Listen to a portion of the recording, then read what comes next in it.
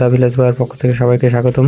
তো আজকে দেখতে পাচ্ছেন গ্রামে নর্মালি হচ্ছে কিভাবে ক্রিকেটের পিচ কাটা হয় বা আমরা ক্রিকেট খেলি কিভাবে দেখতে পাচ্ছেন। নর্মালি এখানে গ্রামে অনেক ছেলেপেলে থাকে, সবাই মিলে একসঙ্গে মাটি থেকে পিচ কাটা হয়। যারা গ্রামে থেকেছেন তারা তো অলরেডি জানেন। এখানে মোটামুটি আমার ফ্রেন্ড সার্কেল যারা আছে তারা পিচ কাটতেছে এবং মাঝে মাঝে একটু প্র্যাকটিসও করতেছে।